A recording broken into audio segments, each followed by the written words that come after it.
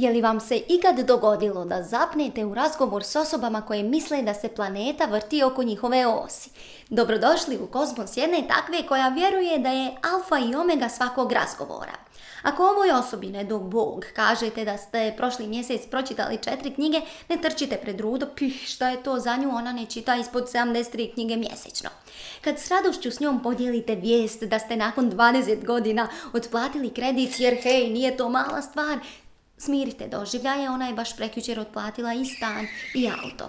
Kažete li joj da vam se kosa na glavi nakostriješi kad čujete roditelje koji zagovaraju povratak batine u odgoj, budite svjesni da nju to ipak više potrese jer joj se i dlake u guzici usprave. Ako joj kažete da ste se baš ugodno iznenadili kad vas je šefica danas pozvala sa strane nakon sastanka i pohvalila za prezentaciju, znajte da je ona navikla na pljesak. Doduše nju njena šefica pohvali pred svima.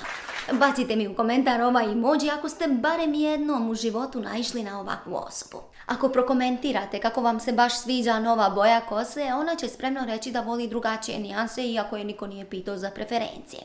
Kažete li joj da ste danas napravili 10.000 koraka, ništa, to njoj je aplikacija trokirala koliko hoda.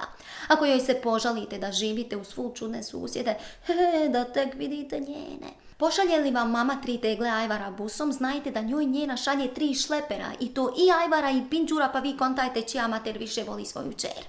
Kažete li joj da ste neki dan vidjeli Maju iz osnovne i da ste dogovorile kavu, i ona isto vidjela Tonku, ali njih dvije će u restoran. Ako joj kažete da ste ove godine planirali ljetovati na Lošinju, nije vam to neka informacija. Nju je naša obala dosadila, sad ju pali samo Bora čorba, Bora, Maldivi, Sejšeli i to. Ako joj se požalite da su vas sinoć uklještila leđa pa se niste mogli okretati u krevetu, ko vas šljivi, njoj se okrenuo krevet pa se nije mogla uklještiti. Imate li još neki primjeri stvarnog života s ovakvim ja, meni, moje osobama? Dajte, pišite mi molim vas u komentare.